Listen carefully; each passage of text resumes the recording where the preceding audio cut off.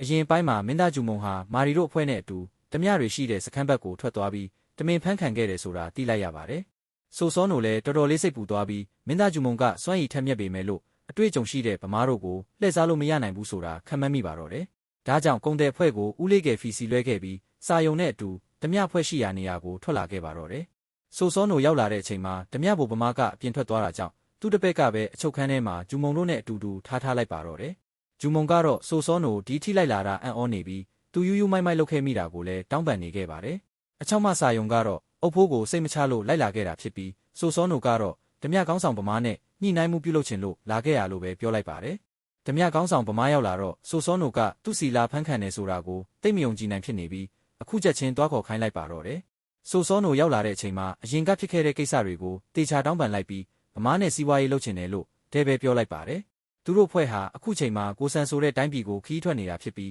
းအဲတိုင်းပြည်မှာရှိတဲ့စားတောင်နဲ့ဘူရောကိုကုံသွယ်ရေးလုပ်မှာမို့လို့အတိတ်ကရန်ညိုးရန်စတွေကိုတင်ပုံးချေလိုက်ပြီးယွန်းတပအဖွဲ့နဲ့သာပူးပေါင်းဖို့ညှိနှိုင်းလိုက်ပါတယ်။ဓမြကောင်းဆောင်ဗမာလည်းအစကတော့ဒေါသထွက်နေပေမဲ့ဆိုစောနိုရဲ့အပြောဆိုနဲ့ရင်းချက်မှုကိုလေးစားသွားပြီးနောက်ဆုံးမှာတော့ဆိုစောနိုပြောတာကိုလက်ခံလိုက်ပါတယ်။ဒါအပြင်ဘူရောမင်းသားဂျူမုံကိုလည်းလွှတ်ပေးလိုက်ပြီးမလေးမစားဆက်ဆံမိခဲ့တာတွေအတွက်ပါတောင်းပန်လိုက်ပါတော့တယ်။ဂျူမုံလည်းမင်းကလေးဆိုစောနိုကိုတော်တော်လေးစားသွားပြီးအုပ်ဖိုးကိုလည်းဟိုချောင်းမကမင်းကိုတော့အတော်ချစ်ရှာသားပဲဆိုပြီးစနောက်ဝေပါတော့တယ်။အုပ်ဖိုးကလည်းမင်းကလေးကအကိုကြီးကိုကြိုက်နေလို့သာဓမြတွေလက်ထဲကကယ်လိုက်တာပေါ့ဆိုပြီးပြန်ပြောနေပါတော့တယ်။ဒီလိုနဲ့ပဲကိုဆန်ကိုသွားမဲ့လမ်းမှာတခြားဓမြတွေရှိနေနိုင်သေးတာမို့လို့ဗမာတို့အဖွဲ့ဟာဂျူမုံတို့နဲ့အတူစားတောင်ကိုကူရှာပေးမယ်ဆိုပြီးဖြစ်ကုန်ပါတော့တယ်။တစ်ဖက်မှာတော့ရန်ကြောင်ဟာကုံသွယ်ရေးလမ်းကြောင်းကိုပိတ်လိုက်တာမို့လို့ဘူရောပြည်သူတွေလည်းတော်တော်လေးဒုက္ခရောက်နေပြီးစားကိုတောင်ခွဲတန်းနဲ့တန်းစီပြီးယူနေရပါတော့တယ်။တချို့နေရာတွေမှာစားအတွက်နဲ့လူရက်မှုတွေတောင်ရှိနေပြီးခေါင်းဆောင်ယုံတစ်ပါးကတော့ဟန်တိုင်းပြည်နယ်စစ်မဖြစ်ခင်ရိတ်ခါပြက်လက်မှုကြောင့်ဘူရောတိုင်းပြည်ကြီးပျက်စီးသွားမှာကိုစိတ်ပူနေခဲ့ပါတော့တယ်။နန်းတွင်းထဲမှာလည်းဒီကိစ္စကိုပဲအခြေတင်ပြောဆိုနေကြပြီးမူးမှန်အများစုဟာရန်ကြောင်တောင်းဆိုတာကိုလက်ရောပေးဖို့သာဖြောင်းဖျနေပါတော့တယ်။ဒါပေမဲ့ဘရင်ကွန်ဝါကတော့ဘူးဆိုရင်ဖျုံမသိပဲဖြစ်နေတာကြောင့်အကုန်လုံးကြက်ရိုက်နေပါတော့တယ်။ဟန်တိုင်းပြည်ကသူတို့ကိုတိုက်ခိုက်เสียရတော့မလို့ပဲကုံသွယ်ရေးလမ်းကြောင်းတချို့ပိတ်လိုက်တာနဲ့တင်ဘူရောဟာအထိနာနေပြီပဲဖြစ်ပါတယ်။မူဆောင်လည်းတူရခဲ့တဲ့တလစာစားထုတ်လေးကိုကြည့်ရင်နည်းနည်းလောက်ပို့ပေးဖို့တောင်းဆိုနေပါတယ်။မိုဖာမိုကတနာသွားပြီးသူ့ဝေစုကိုပေးလိုက်ပါတော့တယ်။ဒီလိုနဲ့ခေါင်းဆောင်ဦးတေးပြန်ရောက်လာပြီးဆိုစောနိုတို့ကုံတဲ့အဖွဲ့ဟာဟန်အင်းကနေအန်ဒရဲကင်းထွက်သွားကြတာသူကိုယ်တိုင်မြင်ခဲ့ကြောင်းခေါင်းဆောင်ယုံတစ်ပကိုပြောပြလိုက်ပါတယ်။ခေါင်းဆောင်ယုံတစ်ပလည်းတခုခုကိုတေချာစဉ်းစားပြီးဘရင်ကွမ်ဝစီအခါစားဝင်ကစားအိတ်ပေါင်းများစွာကိုဆက်တလိုက်ပါတော့တယ်။ပြီးတော့သူတို့ကလူဒေတာမှာပပဲဘိုတီဆောက်ပေးဖို့ခွင့်ပြုချက်တောင်းလိုက်ပါတော့တယ်။ကွမ်ဝလည်းသူ့အတွက်အပန်းမကြီးတာကြောင့်ယုံတစ်ပတောင်းဆိုတာကိုခွင့်ပြုပေးလိုက်ပါတယ်။ပြီးတော့ယုံတစ်ပဟာမိဖုရားနဲ့တွေ့တော့မင်းသားဂျူမုံအန်တရယ်ကင်းကြောင်းတေချာရှင်းပြလိုက်ပါတော့တယ်။မိဖုရားကြီးဟာယောမီဦးကိုသူခေါ်တာရောက်မလာလို့စိတ်ဆိုးနေခဲ့ပြီးသူသဘောကျတဲ့နတ်ဆရာမတဦးကို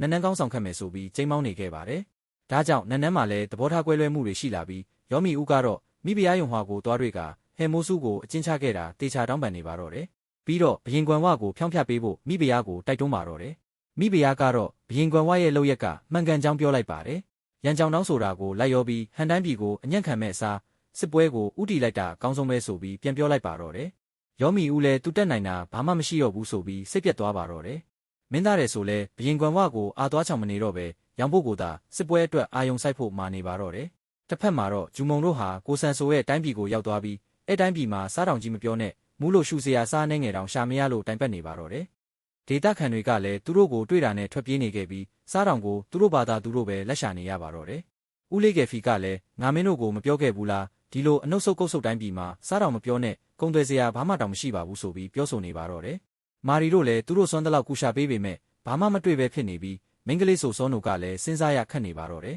။တော်ကျွမ်းပါပေးဆိုတဲ့ဓမြကောင်းဆောင်တောင်အဲစားတောင်ကိုရှာမတွေ့လို့အခြေတင်စကားများနေကြပါတော့တယ်။အဲ့ချိန်မှာသူတို့ပြောနေတာကိုခိုးနားထောင်နေတဲ့အဖိုးကြီးတယောက်ဟာခြုံထဲကနေထွက်လာပါတော့တယ်။သူတို့တိုင်းပြည်ဟာအရင်ကတည်းကဆင်းရဲတာကြောင့်တခြားတိုင်းပြည်တွေဟာသူတို့နဲ့ကုံသွယ်တာမျိုးတိတ်မလုပ်ခဲ့ကြပါဘူး။ဒါကြောင့်နီးစက်ရာတောင်ရီပေါ်တက်ပြီးတစ်မြစ်တူးဆေးမြစ်ဖော်ရင်အသက်ဆက်နေကြရတာပဲဖြစ်ပါတယ်။ဒီလိုနဲ့တနေ့မှာစားတောင်ကိုရှာတွေ့သွားပြီးကိုဆန်ပြည်သူတွေလည်းစားနဲ့တခြားတိုင်းပြည်တွေကိုကုံသွယ်လို့ရပြီဆိုပြီးမျှော်လင့်ချက်လေးဖြစ်လာပါတော့တယ်။ဒါပေမဲ့သူတို့တိုင်းပြည်ရဲ့နတ်ဆရာမကြီးဟာအဲစားတောင်ကိုနတ်ပြားတွေပိုင်တာဆိုပြီးတိမ့်လိုက်တာကြောင့်ပြည်သူတွေလည်းမျှော်လင့်ချက်မဲ့သွားတာအခုထိပဲဖြစ်ကြောင်းရှင်းပြလိုက်ပါတော့တယ်။ဆိုစောနိုလည်းဦးလေးကြီးပြောတာကိုလက်ခံလိုက်ပြီးလောလောဆယ်အဲစားတောင်ကိုလိုက်ပြပေးဖို့သာတောင်းဆိုလိုက်ပါတယ်။ဦးလေးကြီးဟာစားတောင်ကိုလိုက်ပြလိုက်ပြီးဝင်လို့ရတဲ့လမ်းကြောင်းတွေမှာအဆောင်တွေရှိနေတာကြောင့်လှုပ်ဝက်တော်လန်းကနေပဲတောင်အောက်ကိုခေါ်သွားပါတော့တယ်။ထိုတောင်ရဲ့အစိတ်ပိုင်းတချို့ကိုဖဲ့ပြီးမိခိုင်းလိုက်တဲ့အခါတကယ်ပဲငံနေတာကြောင့် အကုန်လုံးဟာစားတောင်ကိုရှာတွေ့ပြီဆိုပြီးဝမ်းသာသွားကြပါတော့တယ်နောက်တစ်ပိုင်းကိုနောက်နေ့မှာတင်ပေးမှာဖြစ်လို့ဂျူမုံရုပ်ရှင်လေးကိုသဘောကျရင်